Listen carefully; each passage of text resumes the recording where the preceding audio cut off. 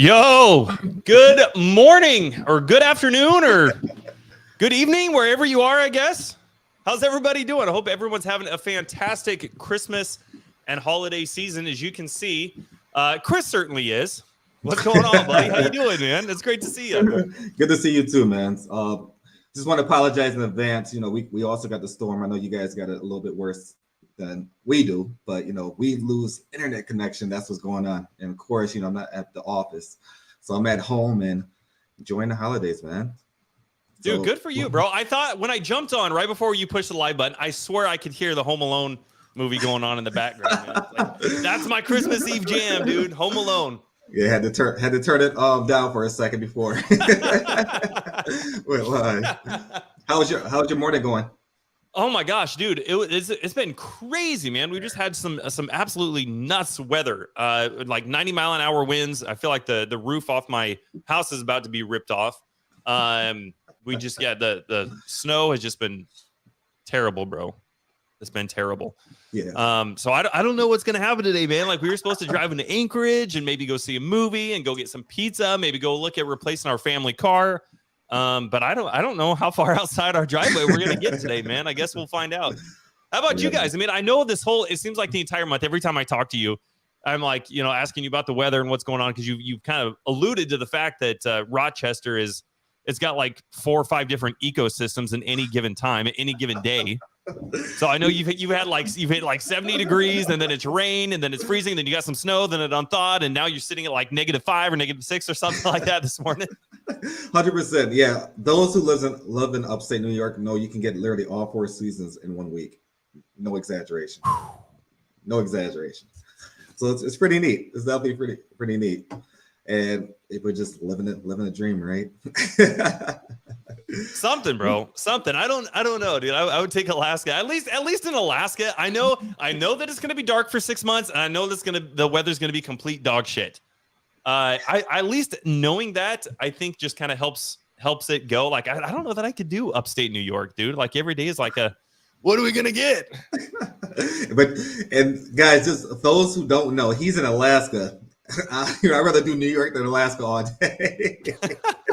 But then again, you know, he definitely has his perks. Don't get me wrong. So it's pretty neat.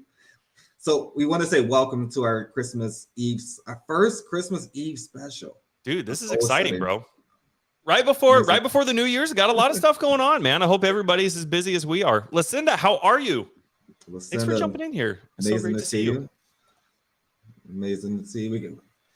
We got some amazing people in here. Nicole Tedder's back in action. Hope you're having a great holiday as well. Merry Christmas, Nicole. Luke, Merry Christmas, buddy. Amanda, Pansy, thank you for being here.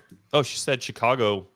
Chicago is pretty. Ooh, yeah. I don't know that I would care to live in Chicago. The weather, for a lot of reasons, but the weather. I'm done, dude. Like, I want to be a snowbird. I think this might be. I think going forward, I think what we're gonna try to do is, probably starting next year, I'm gonna probably spend like I don't know, maybe 6 months, 7 months, 6 to 8 months, maybe somewhere in Alaska, and then we'll do the snowbird thing and go down to Phoenix or something, man. So those who don't know, I'm actually very anxious to go to Alaska. I've never been to Alaska. My business partner, as you guys know, live in Alaska. We're doing a marathon in June, and it's going to be pretty neat. Now, we're not doing like this 20-mile marathon kind of thing, but not yet. That's a couple months after that. But it's pretty neat to actually go visit there and see what it's all about. And don't get me wrong, I like the cold, but I don't think I'm gonna like it that much.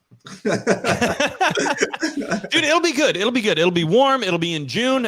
Just so you guys know, like, just Alaska weather during the summer, it is like 65, 70 degrees. Like, to us, that is hot.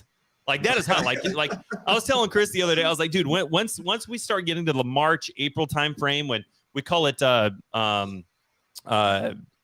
oh gosh, dang it! Why am I drawing a blank on what we call that? Break of dawn, maybe. Breaking dawn is how you say. Breakup season. I don't know. I was having a hard trouble with that. We call it breakup season. That's when all the snow and the ice melts. And once the temperature gets up, I say up, guys. Once it gets up to 50 degrees, I mean, that is. I kid you not. I'm kidding. After you spend 6 months which is, I mean, it was negative 20 pretty consistently for, the last maybe 7 to 10 days or something like that. But when you spend 6 months in that type of weather and then the temperature gets up to 50 degrees, it's hot. Everything's kind of melted. People, I kid you not, people are out there in their t-shirts, their shorts, and snow boots shoveling their sidewalks. Oh my God. So come, when you get over here for our marathon in June, bro, it's going to be hot. I'm going to be like, dude, 65 degrees. Woo! So hot excited doggy. about that.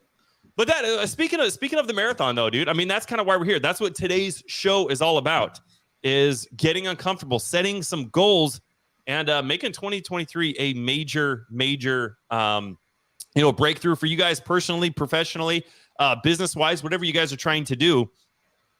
Running for I don't know about Chris, but running for me, I hate running. I loathe running. Everybody, I made a post about it. By the way, anybody watching this, if you guys want to come up and do this half marathon with me and Chris, we've got a handful of people coming up here, as a matter of fact. So this would be kind of cool. So we'll come up to Anchorage. We'll do our half marathon. We'll do some camping, do some fishing. Maybe go door knock a couple igloos up here if you guys want to, and maybe, mastermind about real estate or something a little bit. So if that's something you guys would love to get in on, we would love to have you. This would be freaking amazing. But I hate running. And Chris, ever since Chris and I became business partners, and you guys have heard me say this a bunch of times, but I'm gonna continue to say every day till the day I die, because I can't tell Chris how much I appreciate him for pushing me, for being my accountability partner, my brother, my ride or die, man. And he always is trying to put himself in positions where he gets uncomfortable. And speaking of this, look at this. Erin Moore. Erin Moore's in the house, ladies and gentlemen. Erin is coming up here for our marathon. So that'll be super dope. Actually, she's the one who found the date and everything. So Erin, we're looking forward to it. I don't know if you caught that. That's what I don't know if you caught all of that before, but we were kind of talking about the marathon. But I hate running, and Chris is always finding ways to grow and to put himself in uncomfortable positions every single day. It's like he consciously does it. You guys should see the stuff that Chris writes down, by the way. Chris would make a fantastic Santa Claus, by the way. He is constantly his day-to-day, dude. He's got notes for days, man. And I don't know why, like everybody else, like a normal person, we write our notes on our phones. We have the voice recording notes that we can make. Chris doesn't. Chris gets out his quill, and he dips it in ink, man. And he's literally just sitting there. He's got he makes a list of 3 or 4 pages long of stuff that he's got to do and things that he's going to do to intentionally become uncomfortable. And so, yes, Lucinda. Hey, Chris, send that link out, bro, if you can. Absolutely. Or I'll see if I can find it and I can send it out if you don't have it, and just let me know. Anyway, so I forgot where I was going with that. Oh yeah, he's consciously I don't just say that in an obtuse manner. Chris is literally finding ways, and he's conscious about it, man. He writes that shit down with his tongue and quill, man, and or his pen and quill. And is it pen and quill? I think those are the same thing.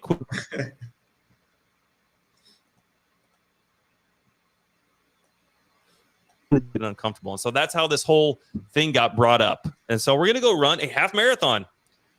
The longest I think I've ever ran, Chris, in 32 years is 6 miles. And I don't even know, to be honest with you, I don't know that it was a full 6 miles. I think it was just shy of 6 miles. That's the farthest I've ever ran. I was like, dude, this would be awesome. Let's get uncomfortable. Let's do something. Because I'm not a runner, contrary to popular belief. Mr. Kimmel, my middle school PE teacher, he used to think because I was tall, I'd be a runner. Like, dude, I'm not a runner, man. He used to think I was holding back a lot. Maybe I was a little bit, but I hate running. So anyway, we're going to come up here and we're going to, that's part of mine and Chris's personal goals, is running a marathon this year. And so Aaron found this half marathon in Anchorage. So we're like, hey, come on up. Let's get as many people as we can, people who would love to come up here, and let's do a marathon together. Let's get uncomfortable together. Let's, that sounded weird. No, not. You're fine. I'm reading this comment right here. Right, I think that'd be phenomenal. I totally met Corey, dude. What up, bro? Are there any igloo Airbnbs? As a matter of fact, there are, and you can get them year round. They're called yurts. So let me know, dude. Come up, dude. Let's go do some fishing, man. And we'll find some igloos to Airbnb. Amazing. Corey's like, hey, man. But anyway, dude, this is gonna be awesome. So anyway, that's just one of mine and Chris's personal goals that we're wanting to do this year is run a marathon. So we'll do this half marathon in June. And it's not in June just because we need 6 months to prepare for a half marathon. Because I every time I put that out there, somebody's like, dude, you can do this in like 2 months. Like, what are you doing like 6 months out? Well, listen, it is like -20 outside. We got 90-mile-an-hour winds. I don't really think too many people would, be fond of coming up to Alaska and doing a half marathon at any time short of June. So, well, speaking of which, it'll actually be right around the summer solstice, which for anybody who decides that they want to come up and hang out with us, that would be awesome. But it'll be right around the summer solstice, which is June 21st, which is going to be the longest day of the year. And so I think that's one of the neatest things about Alaska, especially during the summer, is it's bright out basically all night long. So people are out four-wheeling, people are out camping, people are out fishing, people are out mowing their lawns, at 11 o'clock, midnight. And, it's just the neatest thing, man. It is really cool. But it's hard to get my kids to sleep. I saw a meme, actually. It said, you think surviving a pandemic is hard? Try living in Alaska in July and getting your kids to bed. That's hard. So anyway, I digress, guys. Let's get into this, though, man. Like I said, we're going to be talking about setting some goals today. And I wanted to share something with you guys. I heard, maybe you guys have heard this before. Denzel Washington was doing I think it was a commencement speech somewhere. And he shared the story, and it just stuck out to me. So I wanted to share it with you guys as well. But let me give you guys something to think about. Sorry, I'm trying to get arranged here, guys. No, you're fine. While you're doing that, so initially, did you want me to send them the Discord link or the Zoom? No. The link for the run, the marathon. Oh, got it. Aaron, actually, can you post that? I don't have it saved. Oh, yeah. All right. I was going to ask. Actually, I see she's still in here. Aaron, okay, watch in the comments. Aaron, if you're still here, can you post that for us? That would be awesome. Reggie, what's up, dude? If you guys don't know Reggie is amazing. I've known Reggie for quite a few months now, haven't we? Amazing guy. But I want to share the story with you guys real quick while Aaron's pulling that marathon link up. Go ahead and I guess I'll watch for it. If she doesn't post, I'll try and go find it. I know she is a flight attendant, so she's kind of always in the air. So if we don't see it, I know she's probably busy.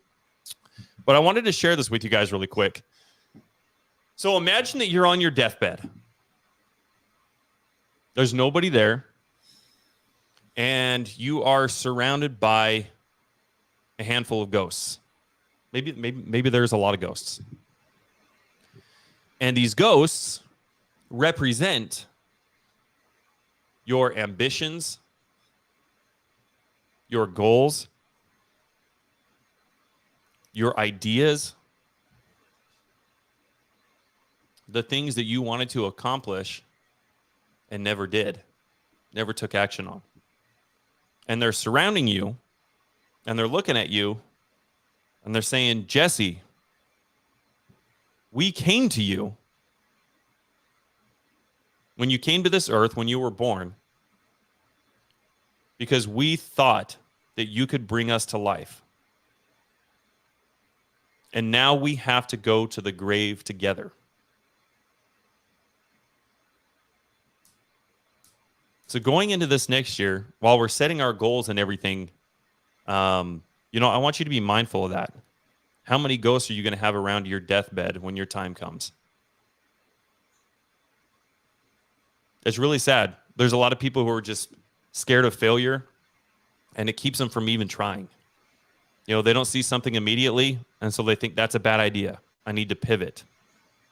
I think if there's one thing Chris will attest to this, if there's one thing that we've learned, it is just picking one thing. I mean, it's so crazy, guys, because you're one skill away from learning something, from doing something that will literally set you up and make you millions and millions of dollars. But a lot of people get it in their head that they can't do that. They're not capable of doing that. They're not the type of person that can do that. I don't like doing this. This gets me uncomfortable. And when you think, Steve Harvey shares another story. Maybe you guys have heard it, of this jumping flea. So a jumping flea can jump up to like 150. What was it? And I'm going to butcher it. Man, it was like, oh, gosh dang it, I'm going to butcher it now. Jumping flea jumps really high, right? We'll call it 4 feet. I don't know what the number is off the top of my head. But you take this jumping flea that can jump, that has the potential, is just born like that, right? Has this potential to be able to do these big and amazing things and jump 100 million times what its size is relative. 3 feet. Thank you. Okay. Pole said 3 feet. So Pole's heard this before. And you stick that jumping flea into a mayonnaise jar, and you put the jar on the mayonnaise, or you put the lid on the mayonnaise jar. Now it's going to jump like it used to until it hits his head several times. And then what's it going to do? It's going to start adjusting its jump. And it's going to start jumping to where it doesn't hit his head on that mayonnaise lid anymore. Now, if there's 2 fleas in there, and those 2 fleas have babies, those babies are capable of jumping 3 feet. But they see their parents only jumping high enough to where they're not hitting their head on that mayonnaise jar lid. And so in their head, they're like, oh, well, that's as high as I can jump. That's what I'm capable of doing. Because that's the environment that they were born into. So I'm sure there's a lot of you. I know I was, I didn't grow up anywhere special. We didn't have a lot of money. I went to an average school, I had average friends, average grades, lived in an average household. When it came to risk, mitigating risk, thinking about money, thinking about debt, thinking about success, when I kid you not, being totally transparent here, because of how I was raised, there was just something in my head for a long time, well into my adult life, where I thought that I thought there were dumb people, there were smart people. I was maybe somewhere in between. That's how I thought. I legit thought that was just the hand that I got dealt. Now, I'm not sitting here saying I'm some sort of a valedictorian or anything like that. I'm not, but I've learned a lot. And I know that that's not actually the case. So being born into these environments, we have certain ways of thinking. I hopped into if you guys know Zach Hoyt, who is an amazing individual, him and his beautiful fiance, they do these Zooms, these mindset Zooms and energy Zooms every Thursday. If you guys are interested, shoot me a PM and I can get you guys the link. They're absolutely phenomenal. But his fiance, Monique, was sharing a story just about these types of thoughts, things that happen to us when we are, young, that live with us well into our adulthood and sometimes our entire life. And she shared a story of, I'm gonna try to remember as best I can, but from her perspective of a female, if she wants to go talk to a cute guy on the playground or something, when she's young, and she says the wrong thing or something like that, and he rejects her, or people get made fun of or whatever, then in her mind, for the rest of her life, or until she faces those demons, she's not capable of having a relationship or having conversations with, cute boys or whatever, because of fear of rejection. And so that will keep her, in her mind, that would keep her from, pursuing something like that into the future. So I just thought that was really neat, because there are just so many things like that many of us have gone through in our childhood that just stays with us. It resonates with us. And you need to be able to give yourself permission to live a big life. That's what this whole thing is about. And in order for us to hit this year hard and to start creating these habits that are going to get us where we want to go, we've got to be able to break down those old habits first.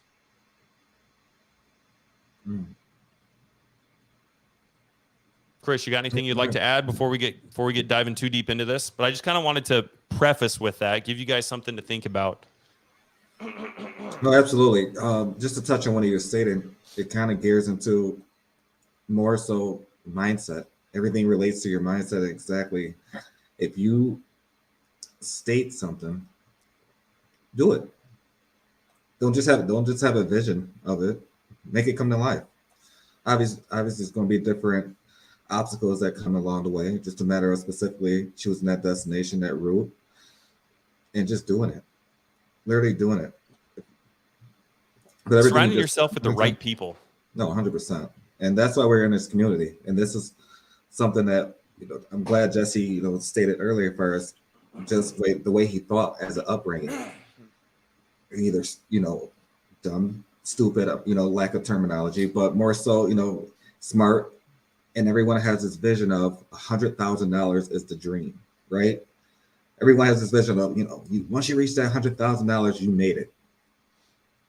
And that's the upbringing. And, Jesse could attest to that. And not just that, even myself, like I thought, once you had the house, the white picket fence, that is it. You made it. But in reality, there's more to it.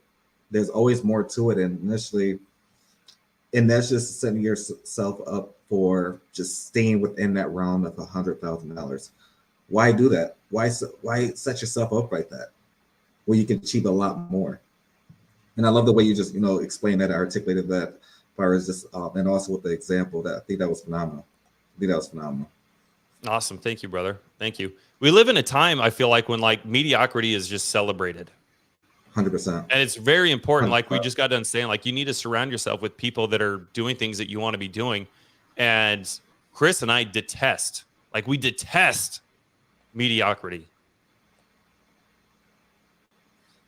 So there's just so much that goes into mindset. There's another. I just really want to hit home on this real quick before we start diving into it, because I want to kind of open this discussion. If you guys have any questions going into this, please feel free to shoot them out, and Chris and I will answer. But mindset is just so stinking important on what you think you can or cannot do.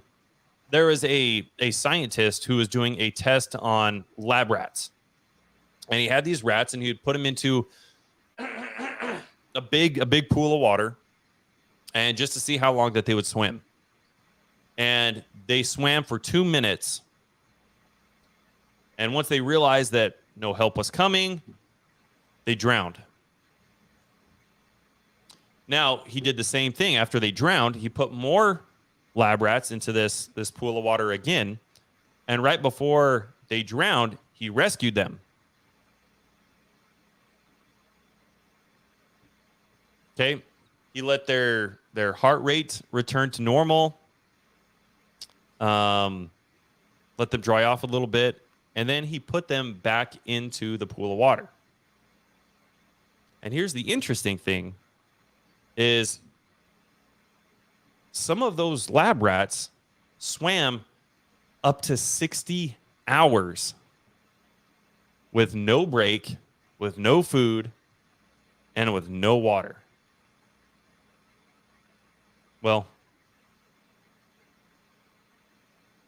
so it's interesting what you're capable of doing when your mind tells you that you're done. Your body will your mind will quit long before your body does. But that just goes to show how important your mindset is going into this year and the things you guys want to accomplish.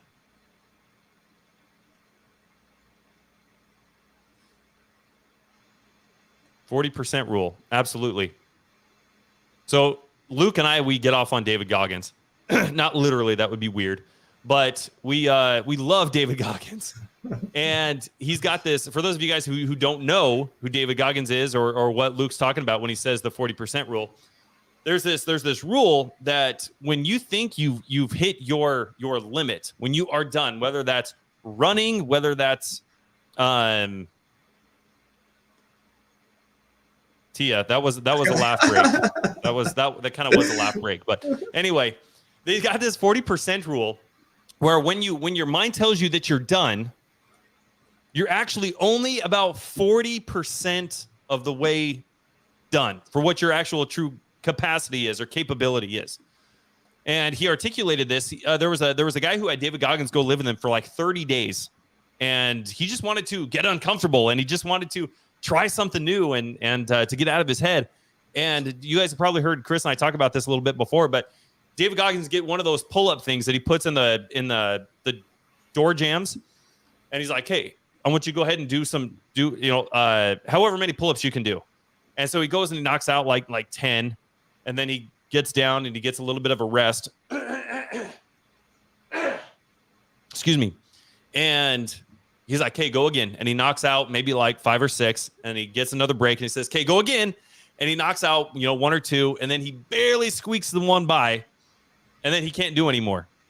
And so he turns to David Goggins, and he's like, all right, like, clearly, like, my body's done. I'm done. Like, there's nothing more coming out of here. And David Goggins said, you're not leaving here until you do 100 more pull-ups, even if it's just one at a time. And it was just like so insurmountable when he shared that story. It was like, oh my gosh, like how many of us have felt like that? I know I certainly have. And like going back to like what Chris and I, some of our personal goals, this marathon thing. I hate running, man. I hate running. I loathe it, dude. I run, 10 feet out the door, and I'm like panting, and I'm like, oh my gosh, this is the worst. There's no way that I'm gonna go, be able to work myself up to a marathon later in the year. But it's interesting. That's what Luke's talking about with that 40% rule. When you think you're actually done, you're really only about 40% of what your true capabilities are.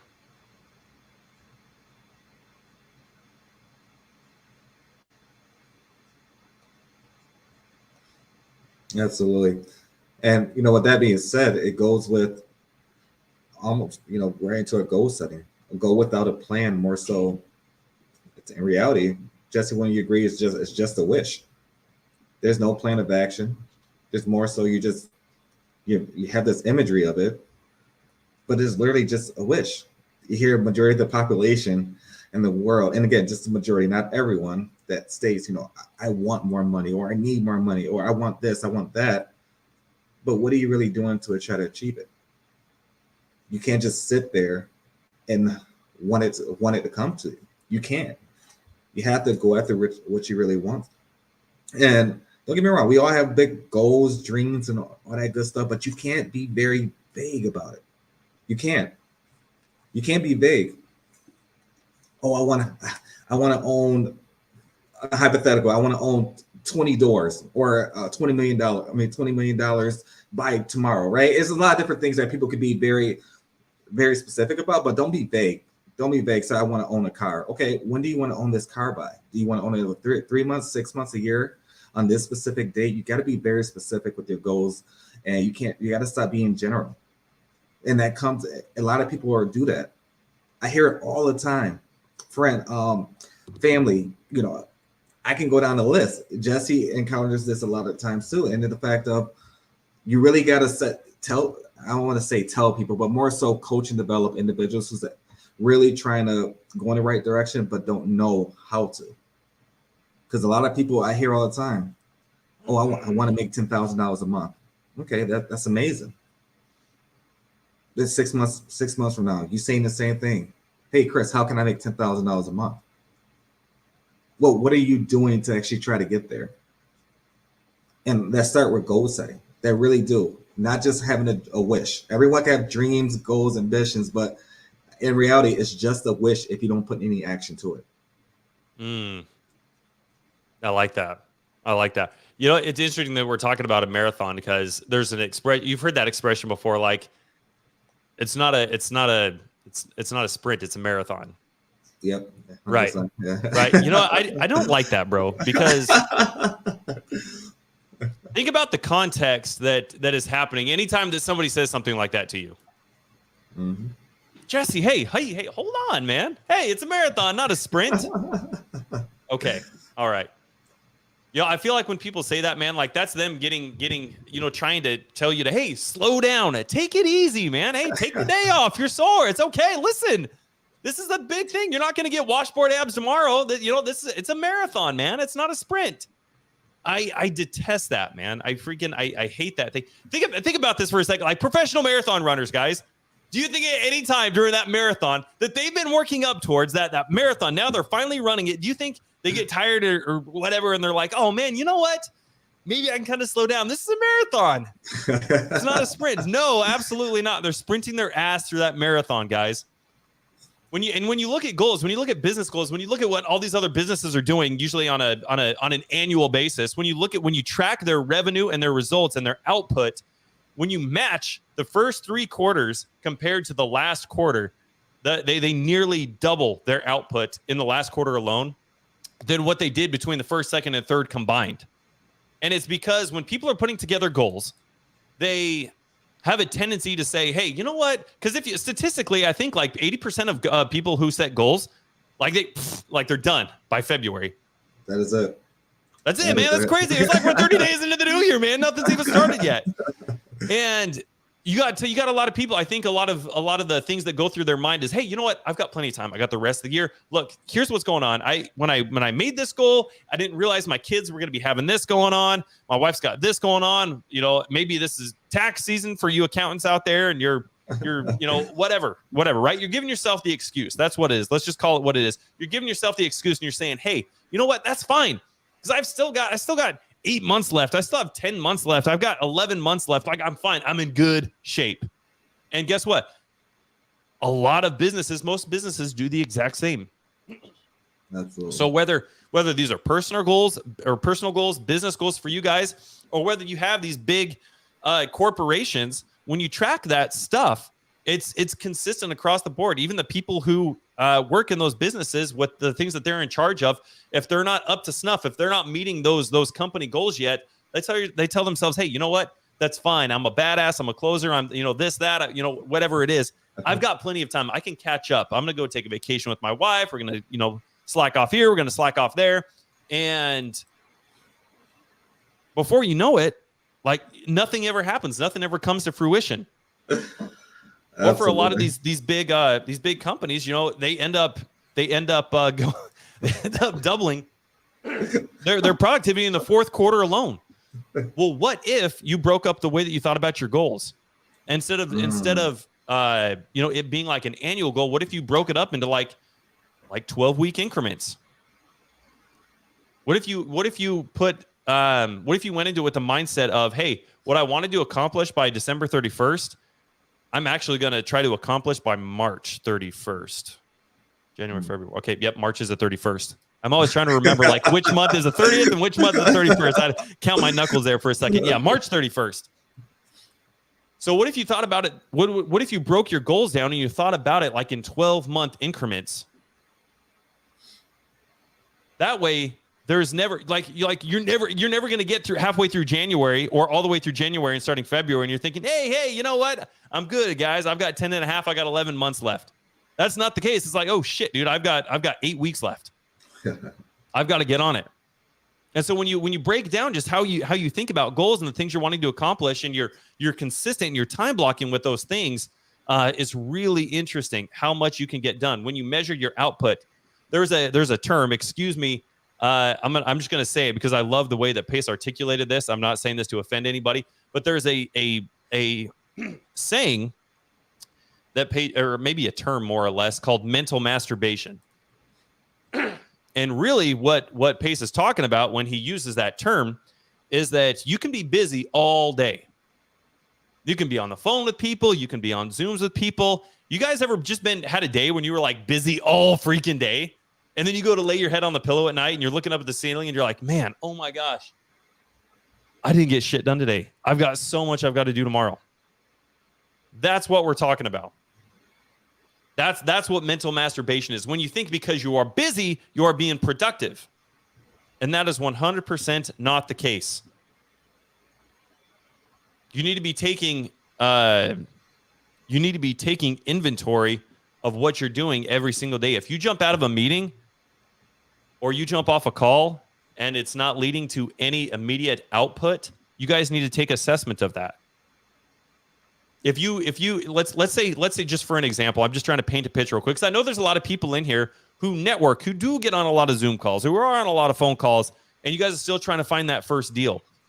Let's say that in that week, take an entire week, and I don't want you to cancel on everybody, but let's say the typical week that you would have a bunch of scheduled Zooms and phone calls. Let's set a week aside where you would not. Okay, I don't want you to cancel on everybody, but think about it like you did. But let's pretend for a second like you canceled on everybody. That's not what I'm getting at. Don't ever cancel on people. But let's say you canceled on everybody, and you just focused on one thing. You just put the blinders on and you focused on one thing. And at the end of the day, all you did was sit there and you took inventory of what your output was on your business. How many phone calls? Because there was a young lady who, and I forgot what kind of business she had, like a basket making business or something like that. Don't quote me on this, but she had like a basket making business, right? And one day, she had these KPIs all set aside for what she needed to do to bring in the income that she needed, et cetera, et cetera, et cetera, right? And when you broke down what her output actually was, she was busy as hell all freaking day.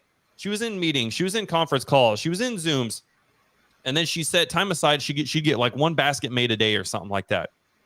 And she canceled all the meetings that she had that following week, and she just focused on underwater basket week. I love that. She just focused on her output. She set those meetings aside, scheduled them all for the following week, and just for an entire week, she just put the blinders on, man, and she went to work and just measured her output. How many baskets a day do you think she got made? A lot, man. She got like 15 baskets made a day. Over 5 days, I mean, you do the math. So she did in 1 week what it would have taken her several months to do. Simply because she changed. Now, is scheduling those meetings for a week later, did that affect her business at all? No. Is scheduling that phone call instead of having it that Wednesday for the following Wednesday, did that affect her business at all? No, absolutely not. So when we're writing down goals, when we're thinking about what we want to be doing and how busy we are actually making ourselves, we need to be conscientious of what is our actual output, because we don't want to just, get in this habit of being busy and thinking because we're being busy, we're being productive. Mike, what up, bro? I freaking love Mike. Mike says, jot some ideas down, then go more in depth. Break your goals down by quarters and goals to hit by summer 2023. I love that. So take what you want, take what you're trying to accomplish, and then, like Mike said, start reverse engineering that, and then start breaking that down. Okay, and there's a lot that needs to go into it when you guys are, breaking down your goals. Sorry, I'm just going over some notes real quick right now. Just want to make sure I didn't miss anything. And just a side note, guys, just want to touch on what Jesse just stated about 30 seconds ago. Fires, you're not saying cancel your meetings. I just want to make sure we're clear. We're not canceling. Cancel your meetings. I just want to touch on that a little bit because a lot of people reached out to us and want to know why we're not doing our calendar links. It's just we're booked out all the way to February. So, we're willing to have conversations with you guys, jump on a call, whatever that specifically may look like. That's not a problem. But full transparency, our calendar link is totally booked out for the rest of this month, January, and the beginning of February. So we're reorganizing the priorities of times and all that good stuff based on the structure of our business and also what we have planned for 2023. So I just wanted to pinpoint that out as well. Tia Campbell, guys, if you don't know Tia, she's a phenomenal leader within the mentorship, sub to mastermind student as well. If you're not working with her, then I'm not sure what you're doing. Tia Campbell Peterson, and she's married. That is true. But there's a funny. Oh, go ahead, bro. No, you're good. Oh no, she was at the mastermind with Chris and I. That's where we all kind of met. And man, I forgot what it was. I'm gonna butcher it. Tia, I'm probably gonna butcher this, but I wanted to say Pace was asking you, do you want to be called Tia? Do I call you Tia Campbell? And I forgot it was something along the lines of like Tia Campbell Peterson, and because she's married. Yeah. Everybody needs to know Tia Campbell Peterson is married, and she's an amazing freaking leader. She's phenomenal. Actually, her and I have some really awesome things that we're going to be doing at the beginning of the year as well. So I'm really excited for that, Tia. I've been trying to come up with a name. So just so you know, I haven't forgot about it. It's on my mind every day. So if you think of anything, let me know. We'll reconvene a little bit later. But yeah, T is awesome, guys. So let's start with let's get into some goal setting real quick, guys. Now, everybody here, for the most part, I would assume, has heard of SMART goals. It's an acronym, SMART. So we need to make sure that our goals are specific, they're measurable, achievable, realistic, and they are time bound. So let's start with that. What does that mean? Because Chris touched on it a little bit. Having a specific goal, what does that look like? There's a lot of people that Chris and I talk to, and they're like, well, I want to do one deal. I want to do one deal this year. It's like, okay, well, we have a start, but that's not a goal. What kind of a deal? Are we talking like wholesale deal? Are we talking you want to do a buy and hold? Is a deal an STR? Is a deal a multifamily? What does that look like? So that's where we need to start. So we got to be extremely, extremely specific with where we're trying to go. You got to think of these goals, guys, are kind of like a blueprint. Think about the military for a second. The military does not go to war just laxy daisy. It's not like, hey guys, let's load up the boats, let's load up the planes, and we're gonna go to war today. We'll drop 10 people off here, maybe see how things go by noon, and then if we need another 12, 15 people, whatever it is, we'll kind of play it by ear. Right? We'll see how that goes. Right? That's not at all what the military works. The military is very, very sophisticated. They are very goal oriented. They know exactly. It's almost like a game of chess, right? And everything is planned out. Everything is very, very meticulous. And I like that phrase right there. What, by when, with whom? Ooh, like for the goals. I like that. Yes. I like that.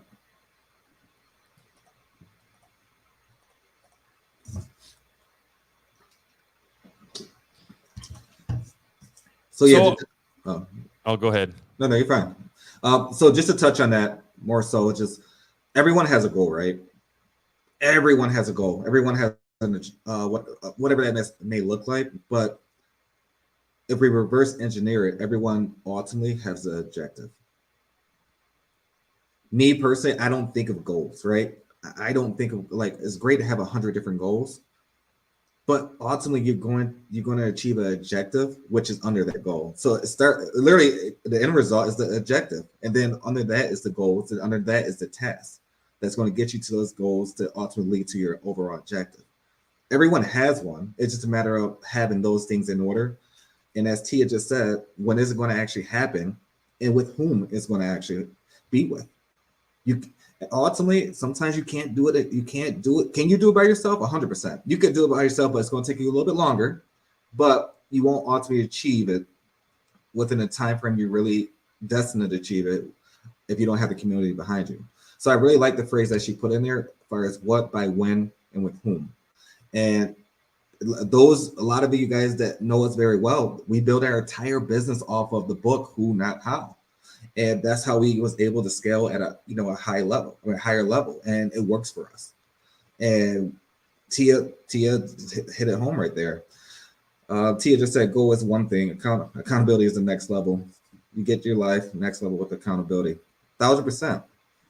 Get the right people around you. Stop hanging around with these individuals.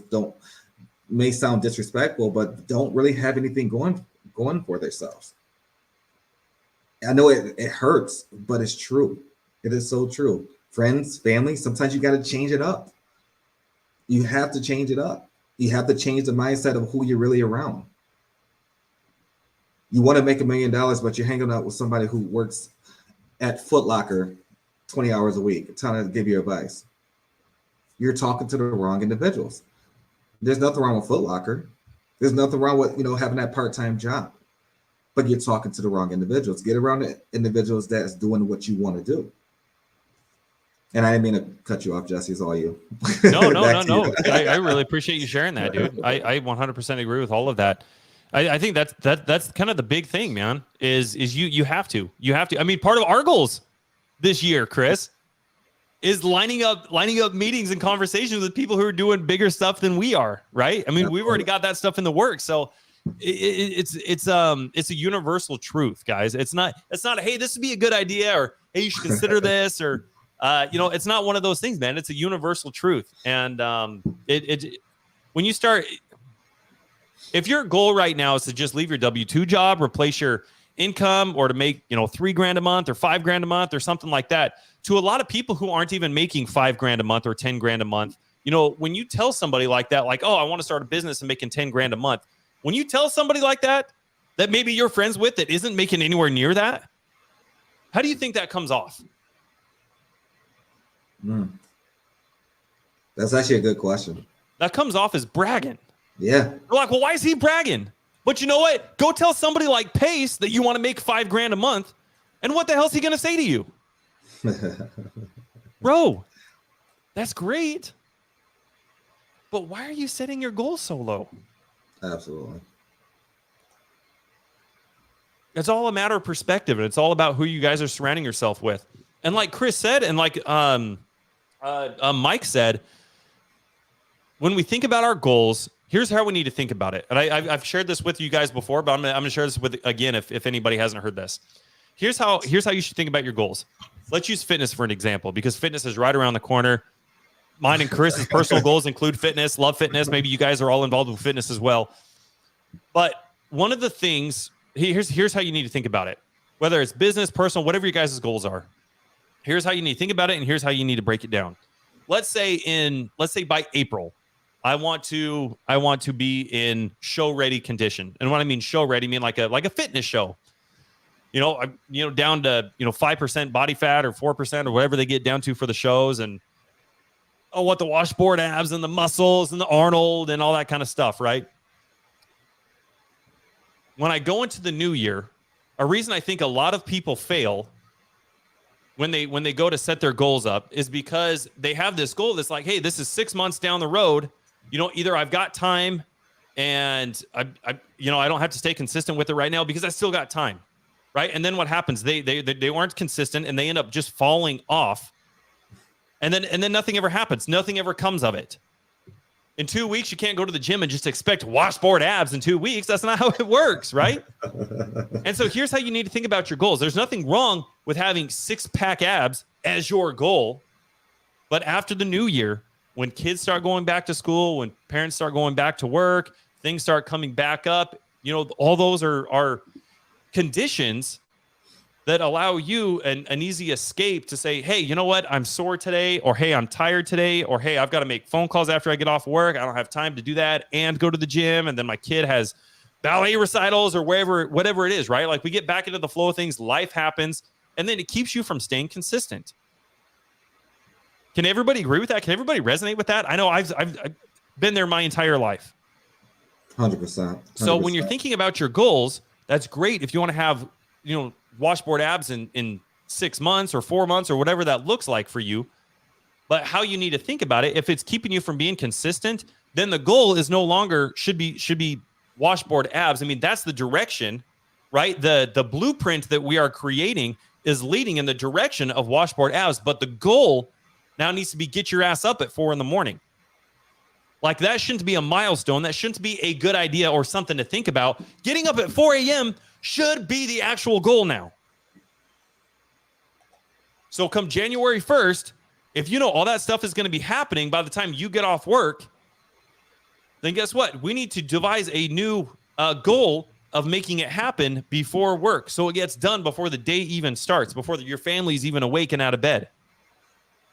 Before you even go to work for the day. I think I froze up. Chris, can you still hear me? Yep, I can hear you. Okay. Loud and clear. So before the day even starts, your goal is already met. And however you want to run the rest of your day, you can run the rest of your day. But what's going to happen, guys, is if that goal is at 4 a.m., you get up at 4 a.m., you're not going back to sleep. You get up, you make your coffee or whatever, you get your pre-workout and you get your ass to the gym. You're not going to sit outside the gym and be like, oh man, I'm just going to sleep in my car and then go back home. You know what I mean? The goal was to get up at 4 a.m. You're going to go to the gym. So follow through with it. And then guess what? Here's an amazing thing that happens, guys. Because you are consistent of your goal of getting up for 60 days or 90 days in a row at 4 a.m. to go to the gym. Guess what now happens? Your initial goal of having washboard abs now becomes a byproduct of your goal of getting up at 4 a.m.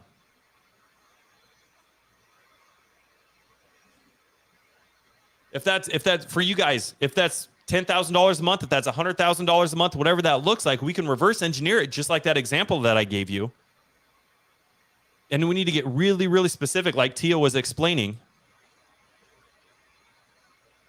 And guess what? That money that you're wanting to make, the position that you're wanting to put your business in now becomes a byproduct of you doing those small things. Absolutely. Tia freaking Campbell. Peterson. Oh my God. How are you? This is me being spontaneous. I just want you to know that. I love it. Thank you for being spontaneous. Here's the thing. I woke up really late and I'm supposed to be going to the gym. Speaking of six-pack abs, okay? But it's leg day, and on leg day, I actually have to have somebody to help me because I cannot push the limit of failure without support. So here's the thing about goals. Anything you want that's bigger than you've ever done requires a certain amount of surrendering, allowing people to support you in what you want to create. Right? So when you, like, it's kind of an oxymoron. Like when you go into having to break down, like going to failure, your body wants to like not do that. It doesn't want to go to failure. It's afraid of failing because it's like, I've got to like surrender to this process. Right? Mm-hmm. And so when my trainer is there, when I'm doing squats, okay, I've got more weight than I've ever done. It's like 100 and whatever pounds it is. I can't remember now. And as I'm going down, there's a point in which my brain says, this is too effing heavy. I cannot do this, right? And he barely touches my stomach. And for some reason, I do it. I'm like, damn. Right? Because on my own, I would never even attempt it. Right. I wouldn't do it on my own because my failure is falling forward and falling down, or like whatever that's going to look like. It's going to be messy. But knowing that someone has my back, right? Because I have to actually have the muscle has to like tear, like it has to fail so that it can become stronger and better. Mm-hmm. Right. And so that's a little bit of the metaphor for life. It's like you got to allow for, you know, somebody like the support is always going to be there. So if you have the right team in place, you can do whatever it is you need to do. Right. So the goal is so, but there's a big difference between, you know, being accountable for something and being responsible for something. So I just want to kind of give the distinction between the two. And one is that being responsible is the willingness to be cause in the matter of your life. The willingness. Okay. But when you're actually accountable for something, it's really that you are cause in the matter. And that in order to do that, you actually have to have and make promises to someone. You have to have a game. When you're accountable, you have a game. You have an action plan. There's actually promises you're making. So, you know, I mean, not a lot of people do it that way, right? People make promises. They say, I'm going to do X this year, but there's no game in place. You can't do anything without that, right? So anyway, so good to see you guys. I love to see the amazing most Black Santa representation on with the hat and all. Okay. I'm telling you, Chris would make a great Santa. I couldn't see the red part for sure, so I was like, oh, maybe it's not a Santa hat. Oh, Chris, you need to bring it to the side, bro. There we go. Anyway, two of my most favorite people on the planet, mostly because you're willing to take a joke and you're willing to laugh with me because, you know, like with me, you have to be willing to actually have fun. If you can't have fun, it's not worth it. This whole planet called LIFE? Yeah, it's not good without it. It's a requirement. I love that. I love that. No, I love that you brought up accountability, because we've been accountability buddies for basically a good chunk of the year. You know, ever since we got out of our mastermind. You know, how important is accountability, and how would you advise anybody watching? Like, how do they go find that person to hold them accountable and to be accountable? I mean, is it something you gotta have meetings every week, every month? Like, what does that look like? I would say at minimum at least once a week. But here's the thing about accountability. Goals are one thing, and if you achieve them, that's great. It's what you find in the middle about who you are or who you're being that you glean, like your most valuable things. That's the gold part. The accountability is the golden part, because there's so much. The journey is what we avoid. It's the focus on the target of like what we're going to get that makes the process miserable. So it's like, if I can't be present and I can't generate who I want to be in the journey, that's the hard part. The hard part is that. Yeah. We don't know how long it's going to take to get the goal. You can say, I'm going to get it by April, right? Like I've got a goal by April, but you know, yes, that's the target. But who am I in the process, and what am I learning about who I am on that journey? That's like the most important part, because the mindset is in the day-to-day of noticing your thoughts. I totally agree. How you think so that you can shift something. If you can't shift it, it's like, that's the work. That's the work. It's the day-to-day. The grind of like, wow, this is how I think. This is where I suffer. This is what I'm willing to settle with. That's the work. I love that you shared that. I think that you articulated that so beautifully. And I don't say that tongue in cheek at all. Like I 100% resonate with that. When you go into it and when you wake up at 4 a.m, for people who aren't morning people, you know, if you got to wake up at 4 a.m. or 3 a.m, or whatever, it's either get the gym in, to get your calls in, to get, you know, stack that list or whatever it is. You know, if you go into it, like Tia said, and you're just, you know, you're fighting the process because you're too busy just focused on what's going to happen in 6 months, you're missing it. You are missing the opportunity of growth. You're missing the opportunity of becoming and changing into that person that's capable of running a business, making 6 figures a month or 7 figures a month or whatever that looks like for you. It's so important. I would say, I would also add, like, most of the time where we default is being a victim. And that victim mentality is like an ongoing training, is to keep noticing where I go and like picking myself back up. Like, being a leader means that you're always generating, you know, and when I'm not, I'm defaulting into a place that's familiar. And that's typically from like coming from childhood and, you know, how you were raised and all the other stuff that you default to. Right. But if you're not declaring, like, I wake up in the morning, I literally have to invent who I'm going to be. What do you mean by that? What does that process look like? Is it part visualization at all, or what does that look like for you? Well, first of all, you got to realize that people generally don't identify that like the power of their word. They're not constituting that who they are is their word. Yep. So you have to constitute who you are as your word. And I fail all the time at this, but the thing is, I actually have it as a distinction of something I'm working on. So am I perfect? No. But have I been worse than I am right now? Absolutely. I'm fucking amazing in comparison to what I've been. And so every time I'm not keeping my word, there's some level of being out of integrity.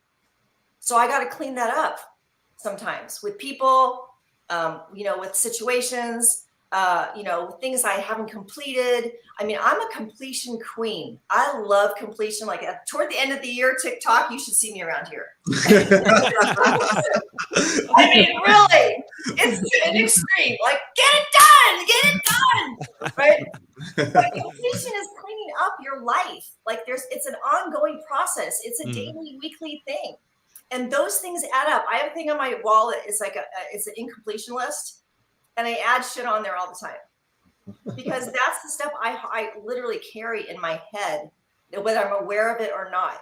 I'm Mhm. literally, it's owning stock up here. And I don't have the luxury of too much of that. So I'm constantly looking at like, what can I complete? Who do I need to complete with?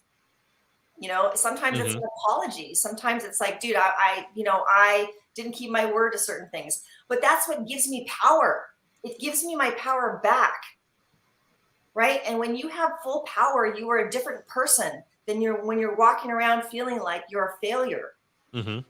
So that's a little bit of like, the work is having that in place. But when I wake up in the morning, I get to say who I'm going to be. I'm going to be playful.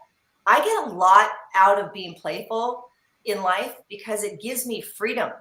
And my most important thing in life is me having freedom and the people around me.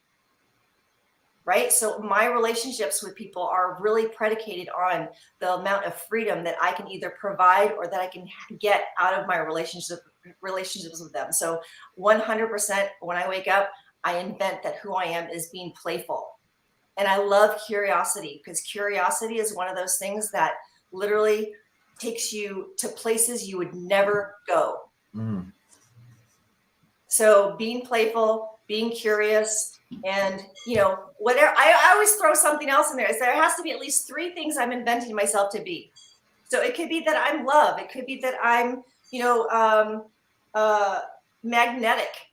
I mean, whatever you want to invent as a way of being, Mhm. that is, you could do it a daily, you could do it for the week, you could do it for the month, whatever you want to be. But that's a discovery of what is it like to actually generate myself as that.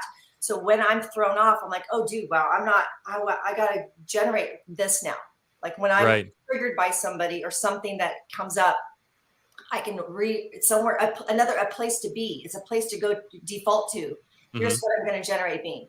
So that is when I say I invent myself who I'm going to be. That is a practice. You are only as good as your practices. So invent them well. I love that. Going into the new year, Yeah. when you're setting new goals for the new year, do you take inventory of the previous year and the things that went well and didn't well? I mean, Yeah. and you've got that list of things that you still have to complete and all that kind of stuff. Yeah. Are you taking inventory of that as you go into the new year? What does your goal Yeah. setting process look like? I literally close out the last year, and I'm doing that right now. And also, the accountability person is kind of important to me. Sometimes it's somebody I choose people who I know I can't get away with things with. Mm. Right? I actually have people that in my life that are really amazing, that are, constitute who they are as their word for sure. So there's no way I can get away with a lot, and I'm every year I start out the year with a theme. Like one year I was like, I'm gonna explore new modalities of healing. That was one of my themes of like one of the years I had done, right? And I did all kinds of stuff. I explored things I had judgments about. I had, I transformed my relationship to certain, like, other people were doing psychedelics and all kinds of stuff, right? And I was like, I'm gonna be open to stuff. I'm gonna be open to all kinds of things, right? And I explored all kinds of things. I literally had like, I met amazing human beings that I've never would have never known, right? So, this year I'm really all about the brain. I'm really exploring like, different, and it's not just always about business, like, or you gotta like, our business is like for sure like 24/7. I feel like I'm 9 o'clock I'm still like on a call, and there's got to be like an off, and there's got to be something else in your life that you're wanting to explore newly that you've never done, because it gives you layers of something. Like I was only talking about real estate full time. I mean, I think that that's great because it's I do that too, but I think that having a different layer of something that you're interested in is really important. Absolutely. Yeah. Just so you Hey, can bring more to the party, for God's sake. Just bring more to the party. I mean, neuroscience is an amazing thing for me to study. I've been studying that for a really long time, neuroscience. I'm so fascinated with anything that has to do with the brain. I should have probably been in neuroscience, but I'm not. I'm a real estate investor. I'm a real estate investor. I invest in multifamily across the U.S. What can I tell you? But I'm really wanting to, like, neuroscience is like your computer chip. I mean, like, there's so much fascinating information about it. 100%. Well, you just got back from New York at that neuroscience thing a few months ago, didn't you? I did. Amazing to be in a room full of like people who study the brain. Fascinating. I can imagine. I mean, amazing. Just the level of like what our work, our capabilities are is way beyond what we're doing right now. And all the science is going. Yeah.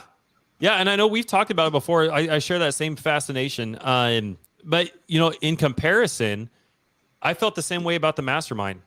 That was the first time that I'd ever left Alaska to, be in a room of people doing things of that caliber. And like you said, like regardless of what it is, be it neuroscience, be it goal setting, be it, real estate investing, motorbike riding, whatever it is, man, it's interesting. Anything. I mean, anything. I mean, here's what he said. Peggy says, oh my God, I hate unfinished business. I feel incomplete. My next year starts now. Feeling incomplete starting the new year. The thing is, you can have a pile of shit and you sprinkle sugar on it, it's still going to smell like shit. You know what I'm saying? Like, you got to like clear out what was incomplete about last year, right? And it's not about like, it's not a morality question. It's not based on morals. It's actually based on like, where were you? I love the word failure because everyone's relationship to it is different, but failure really, all it really is ineffective actions. That's it.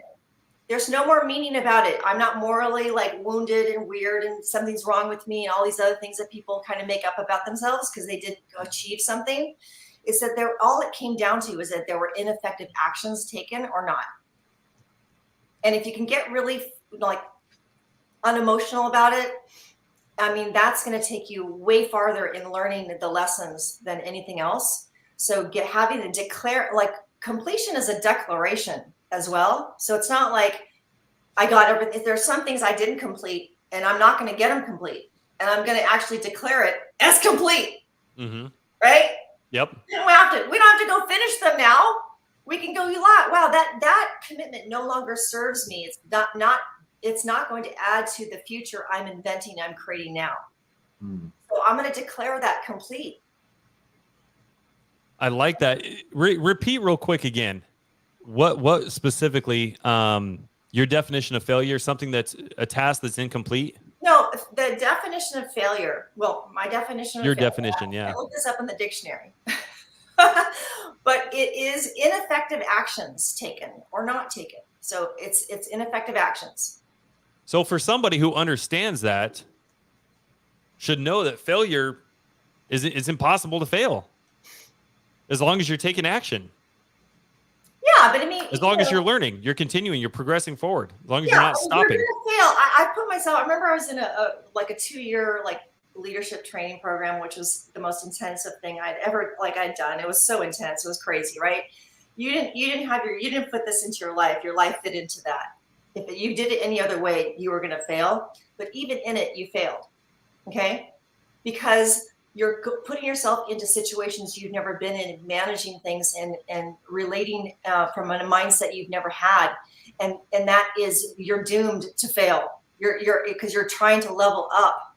You're actually cultivating new skill sets and new ways of thinking, and that is like inherently what comes up is your relationship to failure. The first thing that comes up is your relationship to failure, because you literally feel like there's something wrong with you, because that is how people operate. But they don't put themselves in failure because they're avoiding it, right? We set our lives up in such a way that you don't ever have to feel your relationship or dissect it as to what your relationship to failure is. So you have to transform it. You've got to transform your relationship to it. And the best way to look at it is it's ineffective actions. And that's all it is. It says nothing about you and your history and how you were raised and whether or not you had a great family and whether you had money and whether all these things we make up. It is literally just comes down to ineffective actions. And if you can just take it for what it is and then start cultivating those things, that's all that there is to do. I'm failing all the time. You guys, Jesse knows, like there's some things that I've been either avoiding or not wanting to do, or I have to set up my life in such a way that I've got structures to fulfill on it. Right now, I couldn't fulfill on some of those things I wanted to do. They sound like They were like grand ideas, but I couldn't fulfill on them because I didn't have a structure set up yet. So it's noticing what are the structures I have in my life and are they able to support this new commitment I've got? Sometimes I'm failing because I don't have that in place.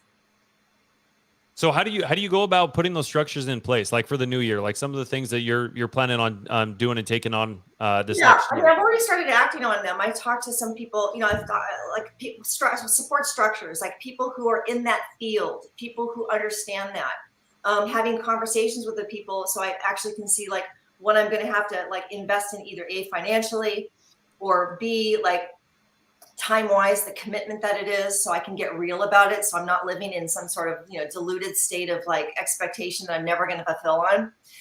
So I'm talking to people in that field who understand what it is I want to create.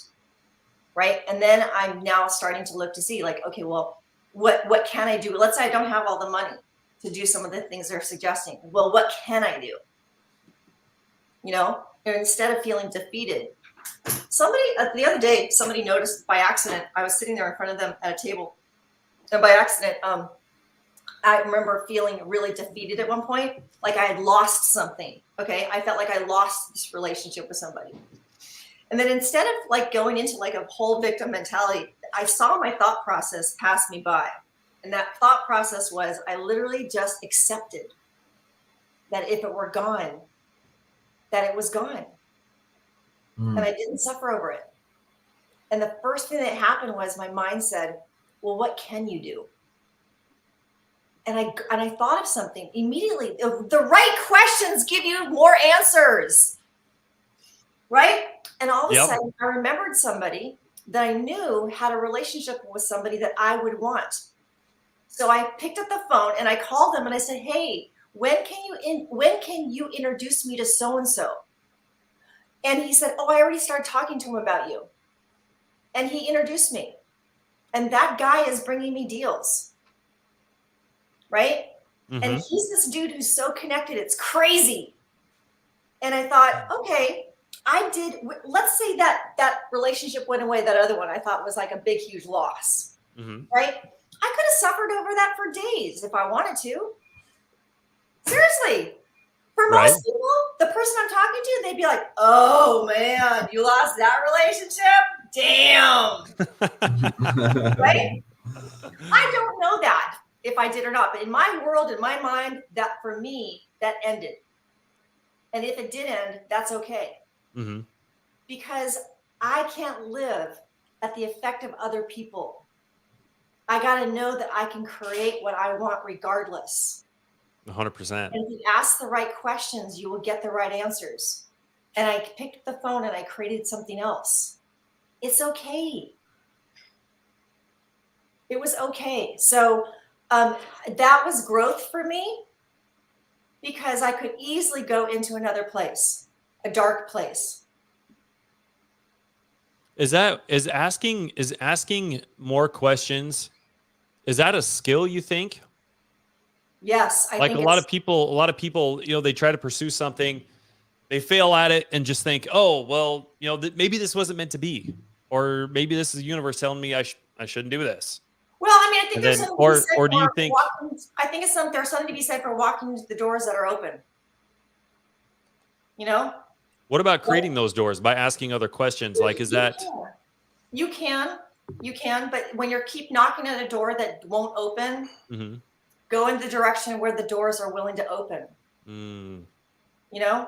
And success is going from failure to failure without loss of enthusiasm. I know that quote, but the better up level of that is success is going from failure to failure without a loss of power.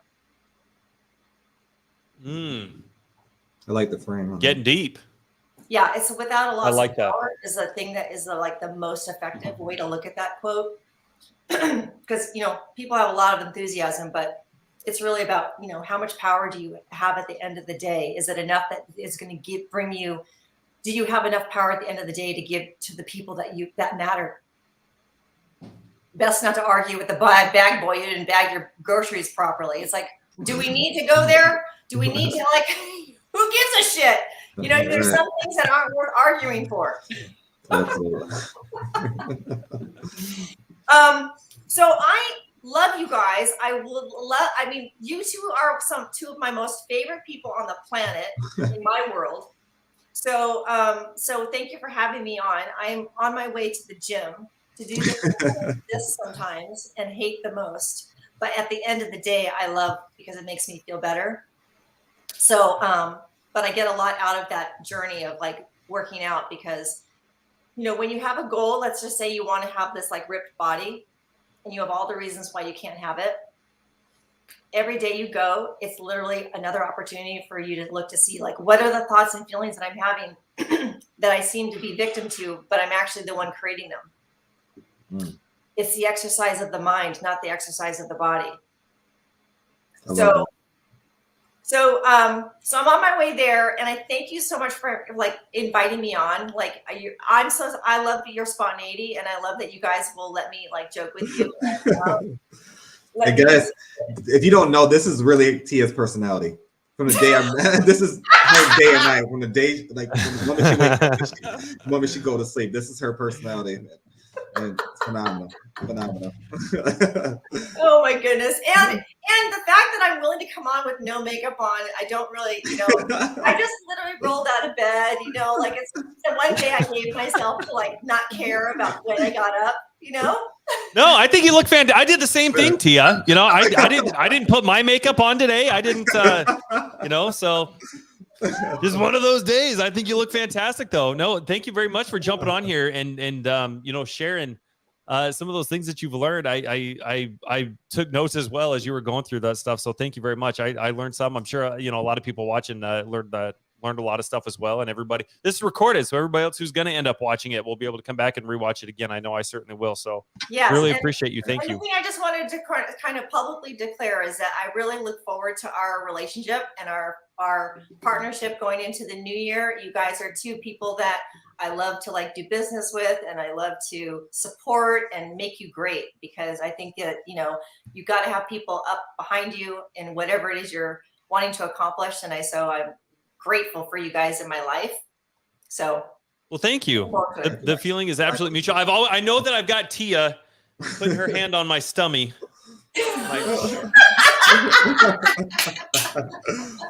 So appreciate your hand, Tia. You're awesome, man. Yes. Thank you. That's going to be very pertinent. It'll be a cornerstone going into the new year. So thank you. Looking forward to it. So Tia, how do people reach out to you if they want to? You can reach out to me on my Instagram. I mean, my like there's I forget who is our audience here, because I just see you guys. I see on my feed. I'm like, oh, Chris and Jesse. Dude, we've got real estate investors. We've got biker gangs in here. I think we've got you know, some ravenous teenagers come in here and want to learn how to, you know, run a lemonade stand. I don't know. We got a little mix of everybody in here. Oh my goodness. So they're not all like this. Okay.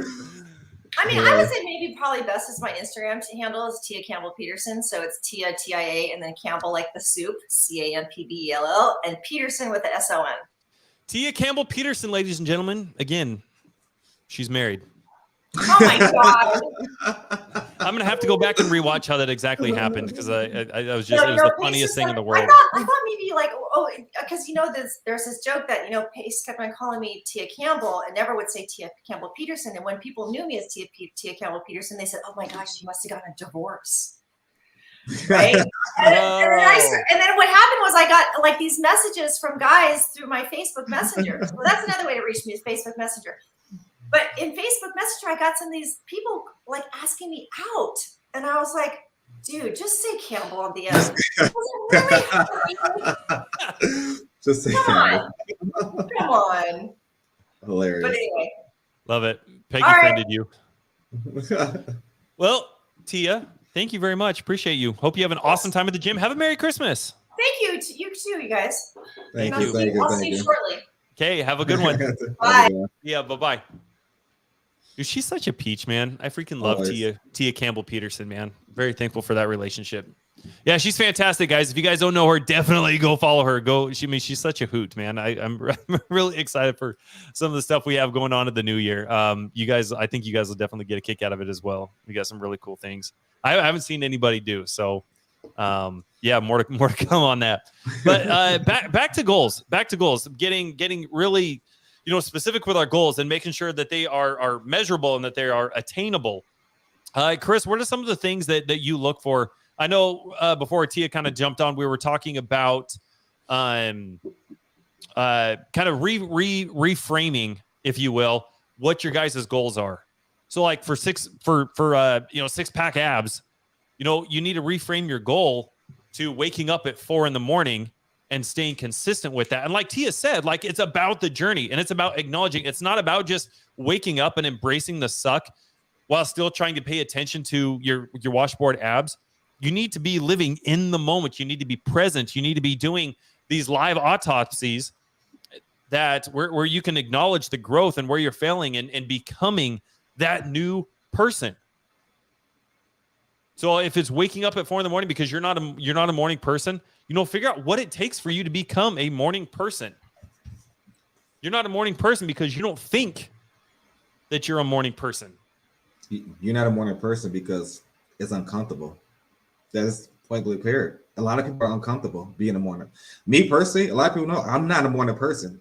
I would if I could, I'd wake up every day 11, 12 o'clock, 1 o'clock in the afternoon and be happy.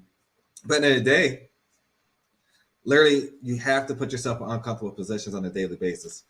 That's one thing I'm very good at.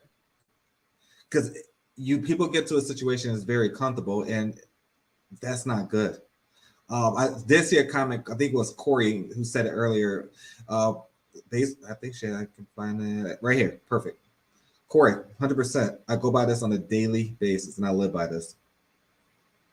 I definitely live by this. I always put myself in an uncomfortable situation on a weekly, daily basis, whether that's, whatever my goals are at that specific time. But I know specifically every single week, every Sunday, I jot down exactly what that looks like, put myself in uncomfortable positions and do it. And I'm not the type of person just pray about it and just let it be, right? A lot of people will just pray. If you're a believer in God and all that stuff, a lot of people will just pray and then just hope it comes to them. And a lot of people don't realize it's great to pray. It's great to have that relationship spiritually with them. But at the same time, in order for him to actually give that to you, you have to work for it. Because at the end of the day, he could have gave you that, whatever that may look like. And if you're going to set a goal, make it achievable. And if you make a goal like I want to make $15,000 per month within the next 6 months, that's 100% doable. Now, what is the next step? What does that really look like? Who's going to help you get to that point? Who is making $15,000 a month that can help you with that next step? Those are all the different things that you need to have in mind, and not just have it in your head. It's great to think about 1,000 different things, but at the same time, write it down. Write down what exactly that looked like. And literally specifically, go so detailed where it's on the hour, the date, the time you're going to have it. And you have to, because initially, I'm going to be honest, I was at a W-2, as a lot of people know. I was in the hospitality restaurant industry as a GM for literally 7 years, 2 years as a director of operations. That was extremely comfortable for me. Extremely comfortable. And I want people to realize, like, if you get nerves in your system, or you just get that feeling like, oh, I'm not going to do that because it's not a good feeling. That's where you need to push through that. That's a sign from God or whoever you believe in that, okay, this is where you need to be. Nerves are good. It's literally a mentality of growth. You're growing into a different person. That is it. Because initially, when I jumped into real estate full time, I was nervous as shit. I'm like, damn, where's my next check coming from? That's the things you got to really think about. But I know for a fact, I had to keep pushing myself, and I was so determined to make this work in regards to now that, we do have 3 great successful businesses, and they're doing phenomenal. It's just the fact that if I didn't take that leap of faith with those nerves, I would not be on this live right now. 2, I would not be even in the same mind space at all. Like, just where my mindset is compared to 3 months from now. I mean, not from now, but 3 months ago, 6 months ago, and also 3 years ago. It's totally different. I don't have the same friends. I don't. A lot of people within my family think I'm being distant, but no, it's more so I'm reinventing myself. I'm growing. It's where I can't let others around me stop my growth, my determination, what that looks like in my objective. I have a big objective. I'm going to achieve that objective, and no one's going to stop me. That's why I'm very, very grateful and humble to have, Jesse and our the business partner, Colin, around me on a daily basis to hold me accountable to what that may look like. And you have to have those accountability partners. It's great to do it alone, but at the same time, you need somebody to push you and say, Chris, what the fuck? I mean, what are you doing? Gotta have someone there holding Chris's tummy. So those little things, you have to make that work out. But back to what Corey stated, be uncomfortable. Be uncomfortable.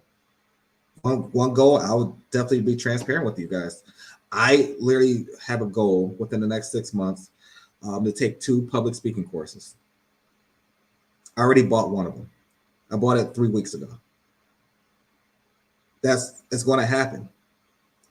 And one of that public speaking course is when I'm actually going to start the course, when I'm actually going to have it completed, how I'm going to execute, when I'm actually going to have a conversation or whatever that may look like. And I know Jesse has similar goals, and I know he wants to speak on stages and all this stuff. And that will happen. Jesse already has a radio voice. Everyone knows that. And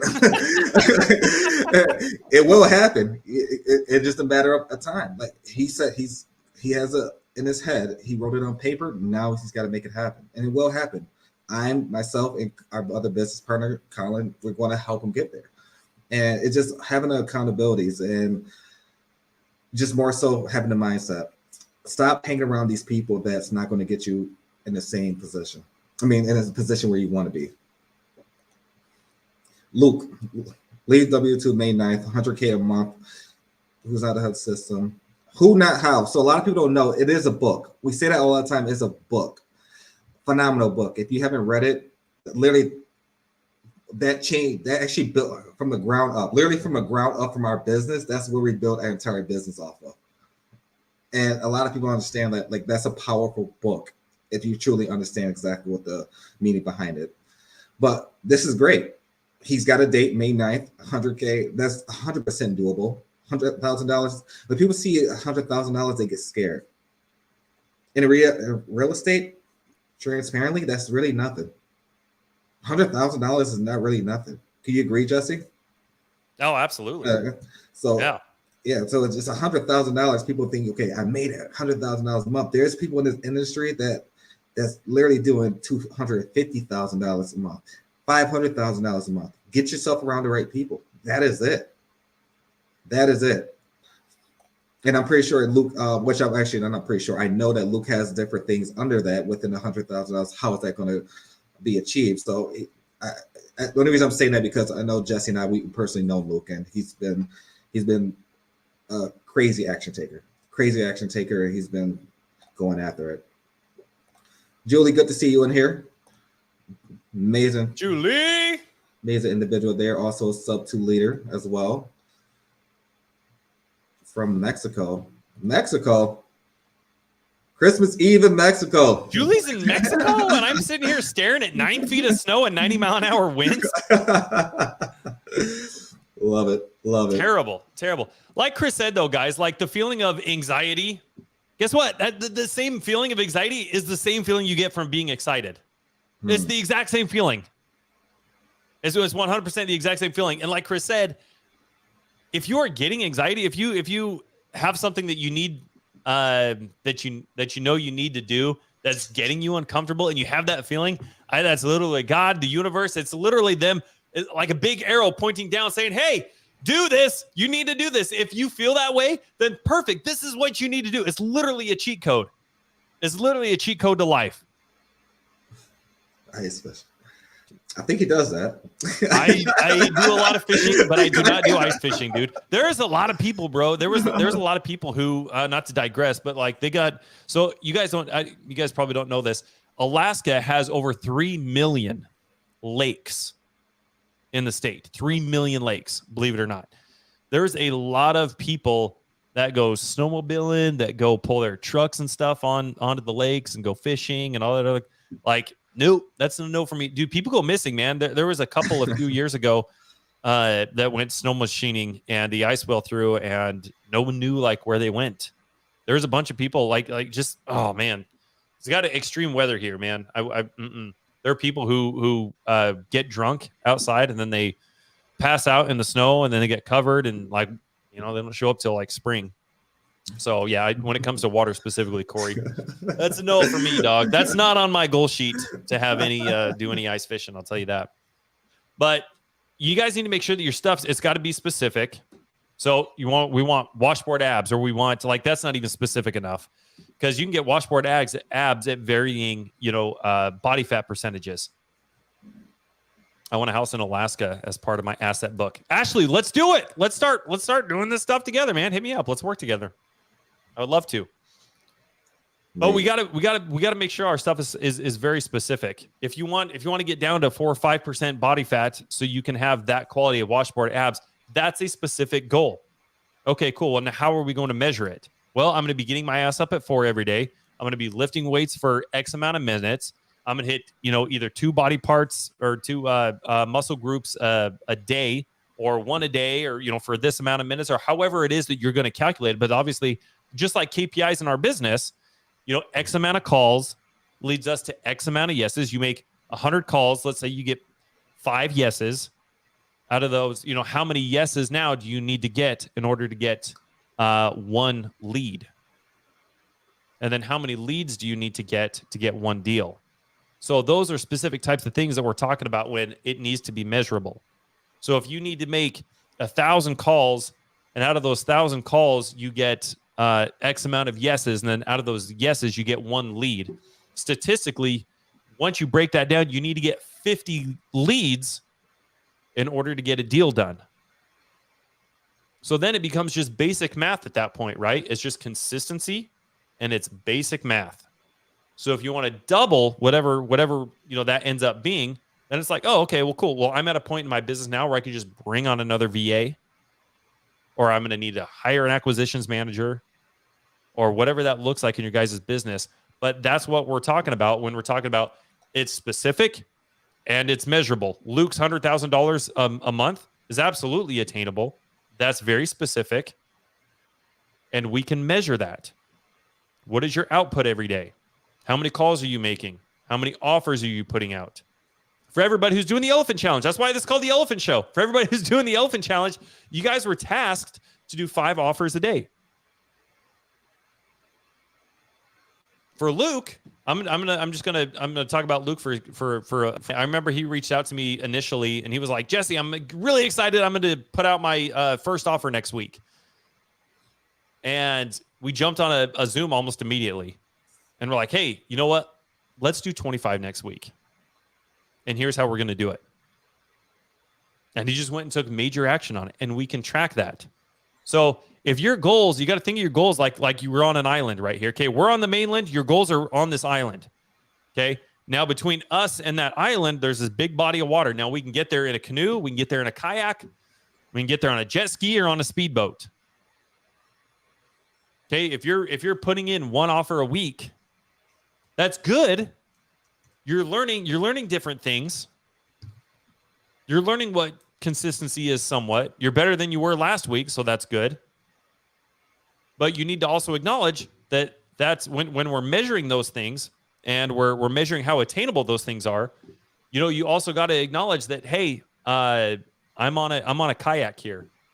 I'm kayaking to this mainland, while everybody else, people who are doing 5 offers a day, are on a speedboat. So when you guys are putting out, if you want to do, like, I'm just going to use Luke's example again. If you want to do 100K a month by May, that's great. But putting in 1 offer a week is not going to be realistic. And part of our goals is to make sure that, that something like that is realistic. Now, if you're putting 5, 10, 15, 20, 30 offers a day in, now we're getting somewhere. And guys, this is absolutely something that you guys can do. Again, going back to what Chris was talking about, the book, Who, Not How. Okay, just as an example, let's say you don't have, and this is something that I talked about with Luke. He's got a family, he's got kids, he's got a wife, he's got a job, He's got all these things going on, right? He's doing the elephant challenge. And he's like, Jesse, I don't have the time to make the calls, call the realtors. I don't have time to fill out and submit all the LOIs. I don't have time to get on Privy and find all these deals and blah, blah, blah, blah, blah, blah, right? Well, that's cool. Because you don't have to know how to do all of it. You don't know how you're going to try to make this work if you don't have the time. If you don't have the time, then you need to go find who has the time. Hence, who, not how. So we developed something that was basically, it was really very simple. It's like, hey, well, if I can find the who that has time to go into Privy and to find these deals, then I can be the who for them to call these realtors and submit all these LOIs. And so that simple shift now all of a sudden went from 1 offer a week to 5 offers a day. And we can measure that. Now that's realistic. Now we went from being on that kayak or that kayak to 3 or 4 of us jumping into a speedboat together. And that's part of this multifamily challenge. Wouldn't you say, Chris? I mean, I mean, in our team, I think we got 30, 32 people, maybe somewhere in there on our multifamily team. Yeah, absolutely. Absolutely. And we built that multifamily team in the same fashion that we built our business, all kind of just based on this who not how principle. And of course on everybody else's avatar. But these goals and stuff that you guys are setting aside, make sure they're smart, make sure they are specific, make sure that we can measure those. If you're going to the gym, if you want to get down to 5% body fat, or you want to lose 10 pounds or whatever that is, that's great. We just need to make sure that we can measure that. And that's the entire point. If you guys ever hire a fitness coach or anything like that, that's exactly what they're doing. They're measuring your progress. All right, do we need to do more cardio? Do we need to do more weightlifting? What is your, how fast is your body burning calories? What does your macro look like? What does your intake look like? How much protein are you taking in a day? All those things are things that we can measure. So just like a bodybuilder is very meticulous with those things when it comes to our goals and the things we're wanting to achieve, we got to be that meticulous about our roadmap as well. I don't know if I brought home my point earlier, but like when the military goes to war, like we have a plan, we have a blueprint. You need to be able to declare war on yourself. When you declare war on yourself, you shouldn't just say, hey, this is what I'm going to do. I'm going to go cause a bunch of chaos. I'm going to jump to the gym and I'm going to do, I'm going to work my entire body every single day for 5 hours. Like, no, that's not realistic. First of all, it's not measurable. It's not attainable. It's not really even specific either. And there's really no time bound to it. So doing something like that, but that's how a lot of us run our businesses. When you first jump into real estate, do you feel like you're doing all of that? Do you feel like you're jumping in, you're making all the calls, you're doing all these things, you're not tracking KPIs? You have no idea how many phone calls you need to make or how many you should be making or I see a lot of people working off of Google Voice and they have no idea that you can go, buy a dialer that does the dials up to 10 numbers at a time. You know what I mean? Absolutely. So there's all these different factors, but you guys need to make sure that when you guys are putting your goals down for whatever it is, both your personal and professional, follow that SMART rule, follow it down very, very specifically. And not only that, when you guys are tracking we'll just say if you have an acquisition side of your business, everybody should have an acquisition side, whether that's you or you have a team working for you. You need to have standard operating procedures. You need to have things in place. And for the longest time, I'm going to be honest with you, I didn't really think much about it. I didn't think SOPs were necessarily a big thing. But the longer that I started building out my business and then, met Chris and Colin and all that kind of fun stuff, I can't tell you how pertinent having SOPs are. Because until you have SOPs in place where as the business owner, you're going to have to hustle a lot, right? But you don't want this to be a thing to where in order for when you ask a lot of other entrepreneurs, if you were to step out of your business, would your business continue growing? Would your business continue having the vision that you've built for it? And most people say no. If you can't say yes, then what you have is a high-paying job.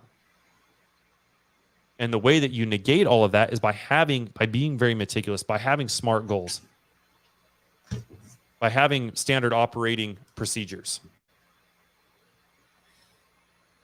So that way, if you got to switch out a dispositions manager, your acquisitions manager, or whatever that looks like for you, you're not skipping a beat. This whole thing is automated more or less.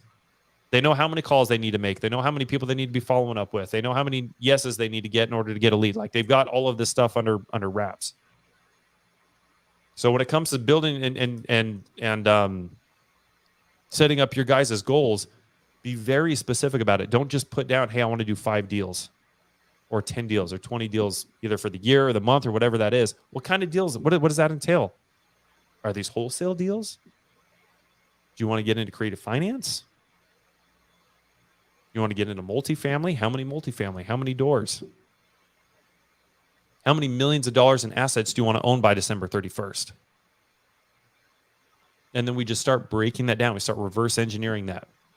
So if this is what it looks like by December 31st, for those of you guys who have had one-on-ones with Chris and I, a lot of times we ask, hey guys, where do you want to be by December 31st? What does the last quarter look like for you? A lot of people don't know. So always start with the end and then start reverse engineering this.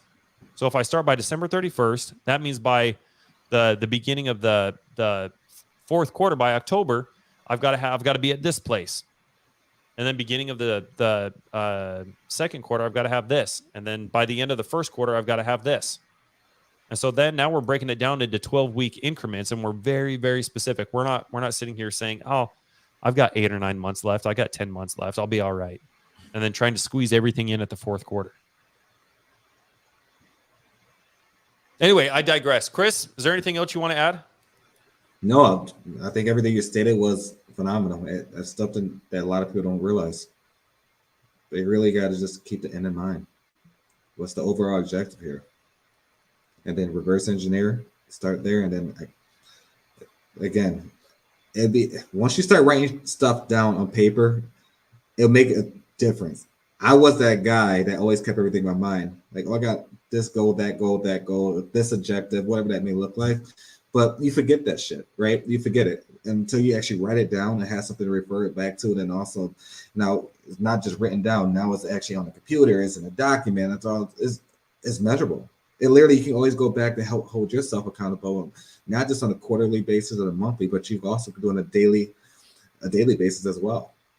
At the end of the night before you go to sleep, check your goals. Did you achieve your task for the day? What does that really look like? Are you procrastinating? Are you just going to do it? Oh, I just started Monday. Well, I started Tuesday. I started Wednesday. But no, do it now, and you'll see the results change instantly. Dude, so, I love what you said. You have to take inventory of that every single time. Every night that you go to bed, you have to take inventory of what you did. You have to take inventory of what you did. Did it work? Did it not work? Did you have the output that you needed, or did you spend all day on meetings and in phone calls today? Absolutely. Love it, brother. Awesome. Well, thank you guys. Well, we won't keep you guys. I hope everybody has a Merry Christmas. Have a fantastic day. Stay warm. For those of you guys who are in these colder climates, if anybody else is in Alaska, stay warm. And I appreciate you guys. Love you guys. Thank you for being here. Hope you guys have a fantastic new year. Merry Christmas to all, and Absolutely. To all a good Saturday. We'll see you guys. Have a good one.